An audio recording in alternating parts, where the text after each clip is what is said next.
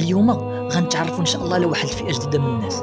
هاد الناس هما هذوك اللي كيبقاو يمشيو ويقراو القران، يذكروا الله عز وجل ويصليو قيام الليل. مهم الحمد لله كيجتهدوا وكيحاولوا انهم ما يفرطوش، ومع ذلك فكيطرح واحد السؤال: علاش انا كندير هادشي كامل ومع ذلك كنتبتلى؟ علاش الدار ديالنا ما كتخواش من قراءه القران ومن ذكر الله ومن الصلاه ومع ذلك كنتبتلاو؟ اذا هنا شنو هو الجواب ديالك؟ الجواب هو اسمعني مزيان، خصك تعرف ان الابتلاء كيبتليك الله عز وجل باش يرفع المكانه ديالك، والا فانت الا كانت العباده ديالك هكا وغتشترط على الله عز وجل باش ما يبتليكش، واش العباده ديالك احسن من العباده ديال الانبياء ديال النبي صلى الله عليه وسلم؟ تبتلاو ولا ما تبتلاوش؟ الله عز وجل قال: ولنبلونكم بشيء من الخوف والجوع ونقص من الاموال والانفس والثمرات وبشر من؟